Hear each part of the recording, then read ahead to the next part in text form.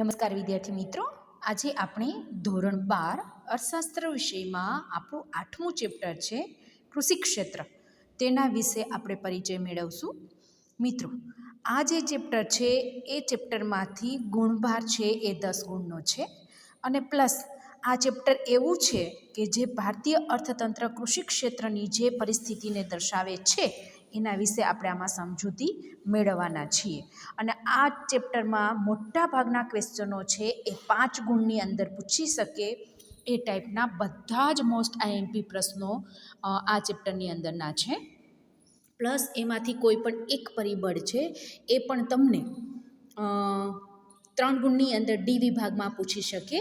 એટલે એક દ્રષ્ટિએ જુઓ તો આ ચેપ્ટર મુદ્દાસર કે મુદ્દાવાળા ચેપ્ટરમાંનું એક છે. આપણે સૌપ્રથમ કૃષિનું મહત્ત્વ, પછી કૃષિ ક્ષેત્રની વર્તમાન પરિસ્થિતિ શું છે એના વિશે જોઈશું. ત્યાર પછી ઉત્પાદન નીચી જે ખેત ઉત્પાદકતા છે એમના કારણો છે એના વિશે, અને આ ખેત ઉત્પાદકતા વધારવી હોય તો આપણે શું ઉપાયો યોજી શકીએ અને વર્તમાન સમયમાં આધુનિક ખેતી કેવી એના વિશે આપણે આ ચેપ્ટરમાં માહિતી મેળવવાના છીએ. મિત્રો, આપણે શરૂઆતમાં જો પ્રસ્તાવના કેવી હોય તો આપણે એમ કહી શકીએ કે કૃષિ ક્ષેત્ર દુનિયાના તમામ અર્થતંત્રોમાં ખૂબ જ અગત્યનું સ્થાન ધરાવે છે, અથવા તો જે 3 ક્ષેત્રો છે એ 3 ક્ષેત્રોમાંનું એક ક્ષેત્ર છે. હવે પ્રશ્ન એ થાય કે 3 ક્ષેત્ર એટલે તો કે ઉદ્યોગ ક્ષેત્ર, સેવા ક્ષેત્ર અને કૃષિ ક્ષેત્ર. તો આ કૃષિ ક્ષેત્ર છે એ ખૂબ જ વિશ્વના દરેક દેશોમાં અર્થતંત્રની દ્રષ્ટિએ જોઈએ તો ખૂબ મહત્ત્વનું સ્થાન ધરાવે છે. આ ક્ષેત્ર દ્વારા દેશની વસ્તીને અનાજ તેમાંથી મળે છે, શાકભાજી, ફળફળાદી, ફૂલો જ નહીં પરંતુ ઉદ્યોગો માટે જરૂરી એવો બધો જ કાચો માલ છે એ આ કૃષિ ક્ષેત્રમાંથી પ્રાપ્ત થાય છે. દુનિયાના દરેક દેશોના કૃષિ ક્ષેત્રની ક્ષમતા છે એ જુદી જુદી છે. મિત્રો, દરેક દેશો અલગ અલગ છે. કેવા તો કે કોઈ વિકસિત છે, કોઈ અલ્પવિકસિત છે, કોઈ વિકસતા રાષ્ટ્રોમાં ગણતરી થાય છે. એટલે દરેક દેશમાં કૃષિ ક્ષેત્રની પરિસ્થિતિ છે એ અલગ અલગ છે. આ ઉપરાંત તે જુદા જુદા પ્રમાણમાં ઉત્પાદન, રોજગારી અને આવક સર્જન કરી આપતું આપણને જોવા મળે છે. હવે આપણે જોઈએ છીએ કે કૃષિ ક્ષેત્રનું મહત્ત્વ શું છે. અહીંયા આપણે એ કૃષિ ક્ષેત્રના મહત્ત્વમાં માત્ર એક થોડોક પેરેગ્રાફ જ છે તેને આપણે જોવાના છીએ, પણ એમાંનું એક થોડીક વાક્ય રચના છે એ આપણા મહત્ત્વની છે કે અર્થતંત્રની એક કરોડરજ્જુ સમાન છે. તો શા માટે છે એનો જવાબ તમને આ પોઈન્ટની અંદરથી મળી જશે. ચલો ઓકે, આપણે આગળ જોઈએ કે ભારતમાં કૃષિ ક્ષેત્ર પુરાતન કાળથી, એટલે આપણે કહીએ કે જૂના જમાનાથી જ આપણા માટે આ કૃષિ ક્ષેત્ર છે ખૂબ જ મહત્ત્વનું છે. ભારત કૃષિ ઉત્પાદનમાં, રોજગારીમાં અને નિકાસ કમાણીમાં કૃષિ ક્ષેત્ર ઉપર નભતું હોવાથી ભારતને ખેતી પ્રધાન દેશ કહ્યો છે. એટલે આપણે એમ પણ કહી શકીએ કે ભારતની પ્રજાનો સંપૂર્ણપણે આધાર એ કૃષિ ક્ષેત્ર છે. ભારતમાં કૃષિ ક્ષેત્રની એ જીવાદોરી સમાન છે. આ ઉપરાંત તે કરોડરજ્જુ સમાન પણ દરજ્જો આપે છે. આ કરોડરજ્જુ એટલે તો કે માનવીને સ્થિર રહેવું છે, સ્થિર બેસવું છે, ચાલવું છે, તો આપણા માટે સપોર્ટ આપે છે કરોડરજ્જુ. ઊભા રહેવા માટે પણ સપોર્ટ આપે છે, સૂવા માટે પણ સપોર્ટ આપે છે. એટલે એમ કહીએ ને કે સમગ્ર ભાર કરોડરજ્જુ ઉપર છે. એટલે કે જો કરોડરજ્જુ ન હોય તો આપણું માનવ શરીર કેવું હોય તો કે ઢગલો, પોટલા જેવું. ગમે ત્યાં કોઈ આપણે પોટલામાં પેક કરીને લઈ જઈ શકીએ, તો એવું કંઈ કામનું નહીં. તો અહીંયા આપણે જોઈએ કે એ જ રીતે અર્થતંત્રમાં પણ આવા જો કરોડરજ્જુ જેવું કોઈ કામ કરતું હોય તો એ છે કૃષિ ક્ષેત્ર. જેનું મુખ્ય કારણ શું તો કે કોઈ કારણોસર ભારતમાં કૃષિ ક્ષેત્ર તેમના ઉત્પાદન પ્રક્રિયામાં નિષ્ફળ જાય તો આપણને અનાજ, શાકભાજી, ફળફળાદી, ફૂલો જ નહીં પણ ઉદ્યોગ કાચો માલ પણ ન મળે. આ ઉપરાંત રોકડિયા પાક નિષ્ફળ જાય તો એવા સંજોગોમાં ખેતીજન્ય ચીજવસ્તુઓ પૂરતા પ્રમાણમાં મળતી જ નથી. આ માટે ખૂબ જ કૃષિ ક્ષેત્ર છે એ મહત્ત્વનું સ્થાન ભારત માટે ધરાવે છે. થોડીક આંકડાકીય માહિતી છે એ આપણે જોઈએ તો ચલો આગળ.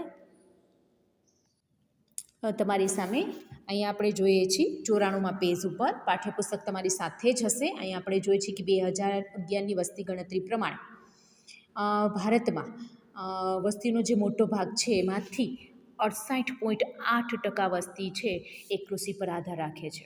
અને મોટાભાગની કૃષિ ક્યાં છે તો કે ગ્રામ્ય વિસ્તારોમાં. જો ખેતી ઉત્પાદન નિષ્ફળ જાય તો દેશની મોટાભાગની વસ્તીની આવક ઉપર સૌથી માઠી અસર થાય, કેમ કે આવક મળતી બંધ થઈ જાય. અને જો દેશની મોટાભાગની વસ્તીની આવકને માઠી અસર થાય તો તેઓ ઔદ્યોગિક વસ્તુઓના મોટા ઉપભોક્તાઓ છે. ઉપભોક્તા એટલે વપરાશ કરનારાઓ છે.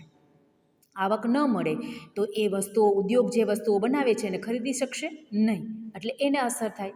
ઔદ્યોગિક વસ્તુની માંગ ઘટાડવી પડે, જેને કારણે એક તરફ ઉદ્યોગોને ઓછો કાચો માલ મળ્યો, બીજી તરફ દેશમાં ઔદ્યોગિક વસ્તુઓની માંગ પણ બિલકુલ નથી થતી, આવક નથી. એટલે તો સરવાળે શું કહી શકાય કે જો કૃષિ ક્ષેત્રની નિષ્ફળતા છે એ ઔદ્યોગિક ક્ષેત્રને પણ નિષ્ફળતા અપાવે છે. મતલબ કે એક કહીએ ને કે ચેપ લાગે, કૃષિ ક્ષેત્ર નિષ્ફળ જશે તો એનો ચેપ કોને લાગશે? ઉદ્યોગ ક્ષેત્રને. કેમ? કાચો માલ મળતો બંધ થઈ જાય, લોકો એ વસ્તુઓની માંગ ન કરે, કારણ તો કે એની આવક ઓછી થઈ જાય છે. આ બધી જ પરિસ્થિતિ છે એ કૃષિ પર આધારિત છે. જો આ બંને ક્ષેત્રો પર માઠી અસરો જોવામાં આવે તો દેશનું ત્રીજું ક્ષેત્ર કયું છે? તો કે સેવા ક્ષેત્ર. તેની સેવાકીય માંગ અને આવકમાં પણ અસર થાય, જેથી કહી શકાય કે ભારતમાં કૃષિ ક્ષેત્ર નિષ્ફળ નીવડે તો દેશનું સમગ્ર અર્થતંત્ર છે ખોરવાઈ જાય. કેમ? તો કે 68.8% કૃષિ આધારિત પ્રજા છે, અને કૃષિ ક્ષેત્ર સફળ નીવડે તો દેશ વિકાસના પંથે આગળ વધે, પ્રગતિના પંથે અગ્રેસર રહે છે. આ કારણથી દેશમાં કૃષિ ક્ષેત્ર એ કરોડરજ્જુ સમાન છે. મિત્રો, અહીંયા હું લીટી કરું છું, એ તમે જુઓ. આજે આખી ઉપરના પેરેગ્રાફનો જવાબ છે એ તમારી સામે આ 3D વિભાગમાં 3 ગુણની અંદર પૂછાય છે, એટલે મોસ્ટ આઈએમપી છે, એને ખાસ તમે જોજો કે ભારતીય અર્થતંત્ર છે, કૃષિ ક્ષેત્ર એ દેશની કરોડરજ્જુ સમાન શા માટે છે? તો જે જવાબ આ ઉપરનો છે એ ભારતમાં વર્ષ 1956ની જે બીજી પંચવર્ષીય યોજના શરૂ થઈ તેમાં ઉદ્યોગીકરણનો વધારે વિકાસ કર્યો, પણ ઉદ્યોગીકરણ માટે કરેલા કેટલા પ્રયત્નો છે કે જે આજે પણ ખેતી ક્ષેત્રને કે અર્થતંત્રને પરિણામે એ ઓળખાય છે.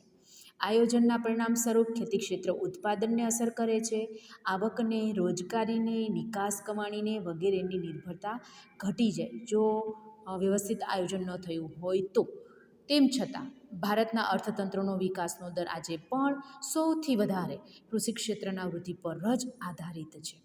માત્ર ઉદ્યોગ શા માટે મહત્ત્વનું છે? તો કે એનાથી કૃષિ ક્ષેત્ર છે શા માટે મહત્ત્વનું છે? તો કે એનાથી ઉદ્યોગ ક્ષેત્ર છે, એ સેવા ક્ષેત્ર છે, એ બંને ક્ષેત્રનો આધાર કૃષિ ક્ષેત્રને, જેને પરિણામે દેશ પ્રગતિના પંથે આગળ વધી શકે. માટે આપણા દેશમાં કૃષિ ક્ષેત્ર છે એ મહત્ત્વનું સ્થાન ધરાવે છે. હવે જે આપણે જોશું એ આપણો મોસ્ટ આઈએમપી પ્રશ્ન છે કે ભારતમાં આ કૃષિ ક્ષેત્રની વર્તમાન પરિસ્થિતિ શું છે? આ 5 ગુણનો પ્રશ્ન છે, 5 ગુણનો, અને એ વિભાગની અંદર પૂછાય છે. આપણે આ બાબત છે ખાસ જોશું કે ભારતમાં કૃષિ ક્ષેત્રની વર્તમાન પરિસ્થિતિ કેવી છે.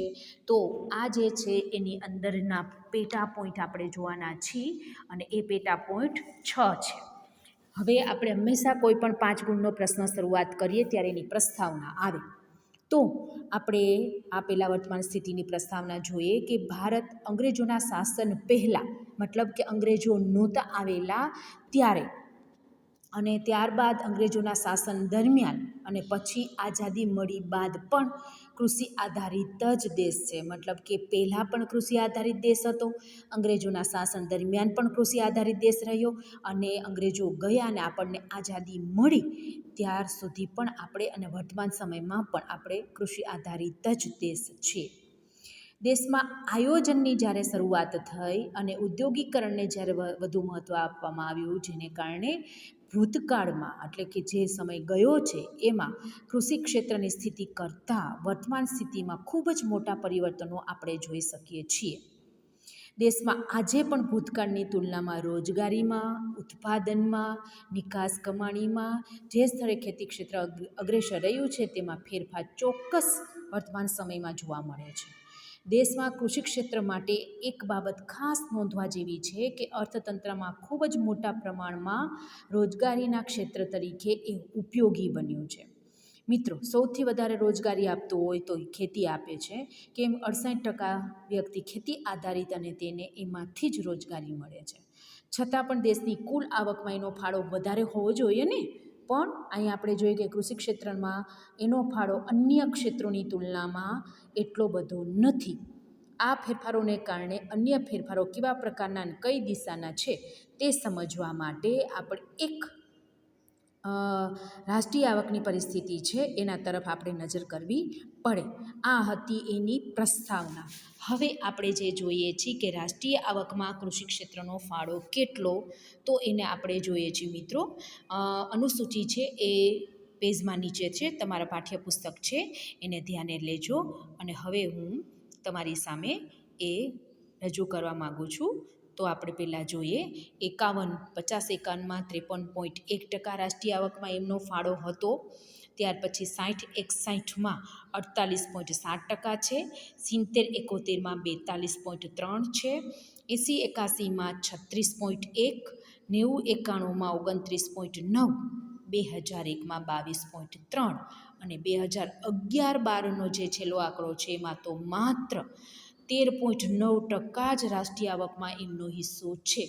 તો આ આપણે એની વિશ્લેષણને જો ધ્યાને રાખીએ તો આપણે કહે છે કે 13.9% જે 11-12માં હતો રાષ્ટ્રીય આવકનો હિસ્સો, જે રાષ્ટ્રીય આવકમાં કૃષિ ક્ષેત્રના ફાળામાં થતો ઘટાડો છે એ આપણને સમજાવે છે. તો એની અસર ક્યાં થાય તો કે બિન કૃષિ ક્ષેત્રમાં ઝડપી વૃદ્ધિને પરિણામે આપણો કૃષિ ઉપરનો ફાળો છે એ ઘટ્યો છે. ભારતમાં કૃષિ ક્ષેત્રનો વિકાસ એ ખૂબ જ મહત્ત્વની બાબત છે, પણ એ જટિલ પ્રશ્ન બની રહ્યો છે કે કૃષિ ક્ષેત્રનો વિકાસ આપણે કઈ રીતે કરી શકીએ. તો હવે આપણે બીજા પોઈન્ટને આપણે ધ્યાને લઈશું. અત્યારે આપણે એની પ્રસ્તાવનાની ચર્ચા કરી, કૃષિ ક્ષેત્રના મહત્ત્વની ચર્ચા કરી અને ભારતમાં કૃષિ ક્ષેત્રની વર્તમાન પરિસ્થિતિમાં આપણે રાષ્ટ્રીય આવકના ફાળાની ચર્ચા કરી છે, જેને આંકડાકીય માહિતી આપણને ઘણું સમજાવે છે કે ઉત્તરોત્તર આપણો એમાં હિસ્સો ઘટતો જાય છે. કારણ તો કે સાઈડમાં એવી પૂરક રોજગારી બિન કૃષિ ક્ષેત્ર સાથે જોડાયેલી છે એમાં વધે છે. હવે નેક્સ્ટ ટાઈમ આપણે બીજા પોઈન્ટથી શરૂ કરીશું. Thank you. પણ હોમવર્કમાં તમારે કૃષિ ક્ષેત્ર દેશની કરોડરજ્જુ સમાન છે શા માટે, એ તમારે ડી વિભાગનો પ્રશ્ન હોમવર્કમાં કરવાનો રહેશે. Thank you.